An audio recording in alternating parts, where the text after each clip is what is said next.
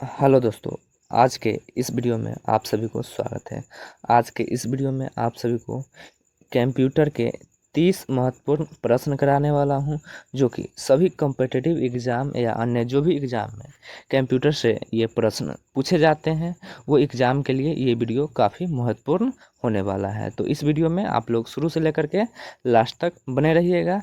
और अभी तक आप इस वीडियो को लाइक नहीं किए हैं तो लाइक करें और ये वीडियो को अपने दोस्तों के साथ ज़्यादा से ज़्यादा शेयर करें।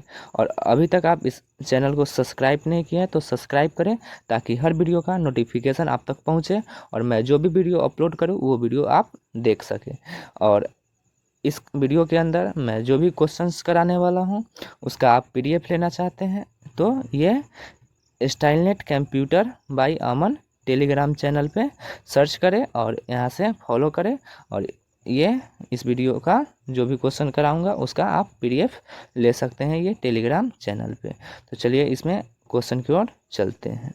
तो इसमें 1 नंबर क्वेश्चन है कि कंप्यूटर के डेटा को अस्थायी रूप से किसमें स्टोर किया जाता है। यहाँ पे क्वेश्चन कह रहा है कि कंप्यूटर के डेटा को अस्थायी रूप से, यहाँ पे पूछ रहा है कि अस्थायी रूप से किसमें स्टोर किया जाता है। तो इसका सही आंसर हो जाएगा option number C, hard disk में। ये सी नंबर ऑप्शन बिल्कुल सही हो जाएगा। तो चलिए अगले 2 नंबर क्वेश्चन की ओर चलते हैं। 2 नंबर क्वेश्चन है, कंप्यूटर का वह भाग जो डेटा को प्रोसेस करता है वह क्या कहलाता है। कंप्यूटर का वह भाग जो डाटा को प्रोसेस करने का, यहाँ पे ये पूछ रहा है कि प्रोसेस करने का कार्य करता है वह क्या कहलाता है। तो प्रोसेस करने का कार्य ये करता है सीपीयू। मतलब ये समझिए कि हम कीबोर्ड या माउस से कोई भी कमांड दिए तो उसका ये जो भी कमांड दिए उसका रिजल्ट कहाँ दिखाता है, मॉनिटर पे। तो सबसे पहले वो कोई भी कमांड दिए उसको वो सबसे पहले सीपीयू में प्रोसेस करता है, उसके बाद उसका ये रिजल्ट बताता है मॉनिटर पे। तो प्रोसेस करने का काम ये सीपीयू करता है। तो चलिए अगले 3 नंबर क्वेश्चन की ओर चलते हैं। 3 नंबर क्वेश्चन है, कंप्यूटर नेटवर्क का मुख्य कार्य क्या है। कंप्यूटर नेटवर्क का मुख्य कार्य क्या है। तो इसका सही आंसर हो जाएगा option number B, data share करना। बी नंबर ऑप्शन ये बिल्कुल सही हो जाएगा। तो चलिए अगले क्वेश्चन की ओर चलते हैं। अगला 4 नंबर क्वेश्चन है, कौन सा आउटपुट डिवाइस है। ये 4 ऑप्शन है, इसमें से पूछ रहा है कि कौन सा आउटपुट डिवाइस है। तो ये कीबोर्ड इनपुट डिवाइस है, माउस इनपुट डिवाइस है और ये स्कैनर ये इनपुट डिवाइस है। तो यहाँ पे पूछ रहा है कि आउटपुट डिवाइस कौन है, तो ये प्रिंटर आउटपुट डिवाइस है। सी नंबर ऑप्शन बिल्कुल ये सही हो जाएगा। Output device printer output device है। तो चलिए अगले 5 नंबर क्वेश्चन की ओर चलते हैं। तो अगला 5 नंबर क्वेश्चन है, हार्डवेयर और सॉफ्टवेयर के बीच की कड़ी क्या है। तो हार्डवेयर और सॉफ्टवेयर के बीच की कड़ी क्या है। तो इसका सही आंसर हो जाएगा ऑप्शन नंबर सी, ये ऑपरेटिंग सिस्टम। हार्डवेयर और सॉफ्टवेयर के बीच के कड़ी को क्या कहा जाता है, तो operating system. B number option बिल्कुल सही हो जाएगा। तो चलिए अगले क्वेश्चन की ओर चलते हैं।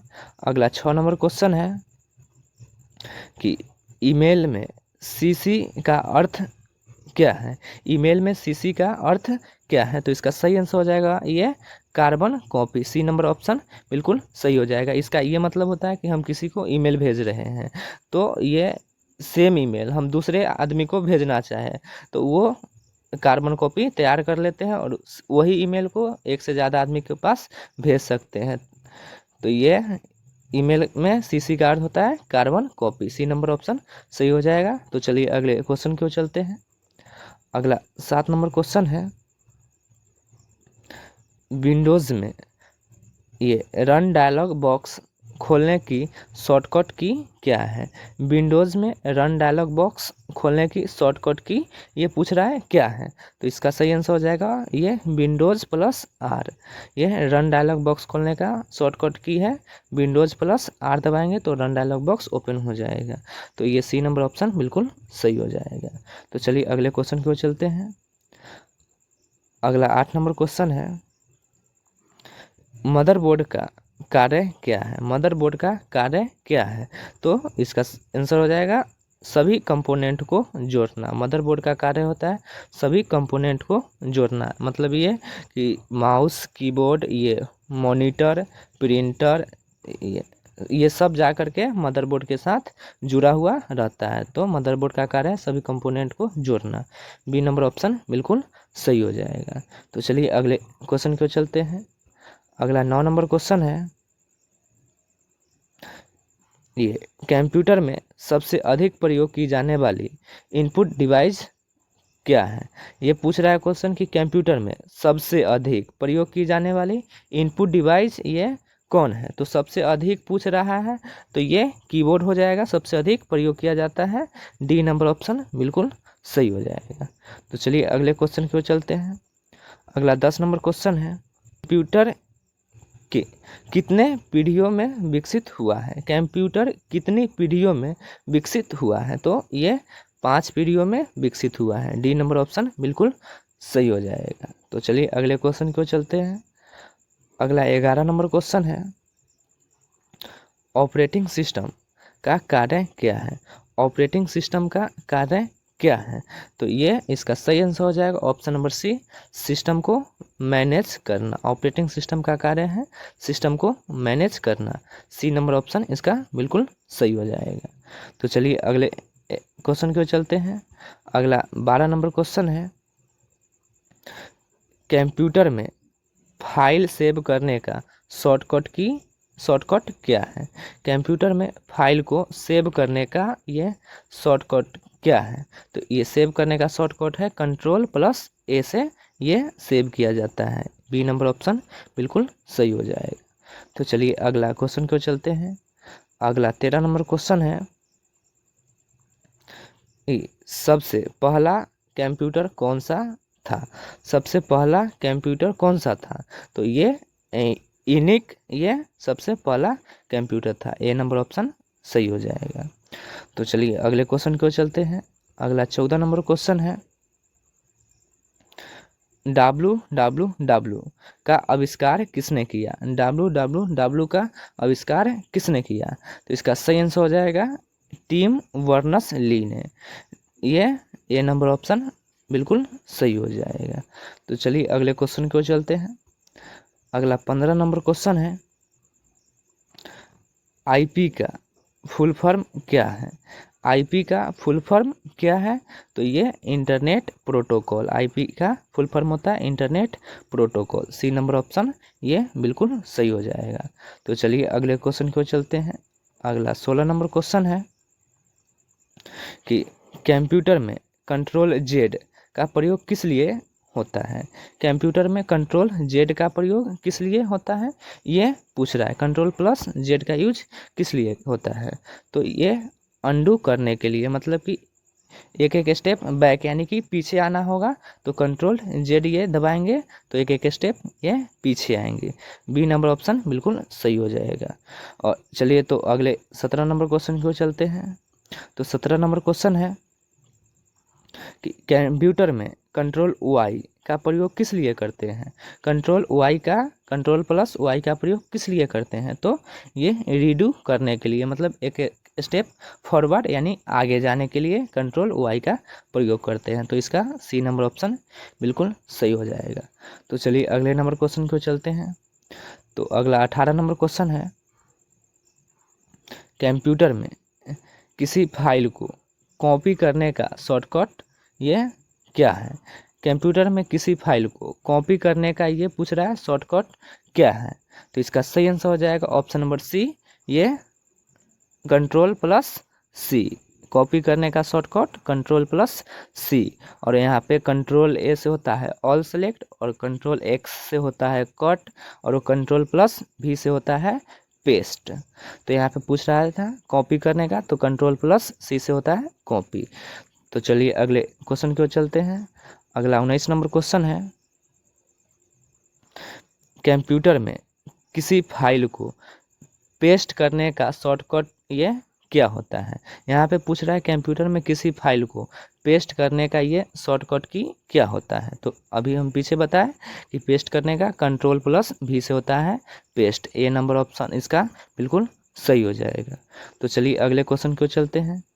अगला ये 20 नंबर क्वेश्चन है, USB का उपयोग किस लिए किया जाता है। USB का उपयोग किस लिए किया जाता है, तो ये डेटा ट्रांसफ़र के लिए USB का प्रयोग किया जाता है। सी नंबर ऑप्शन बिल्कुल सही हो जाएगा।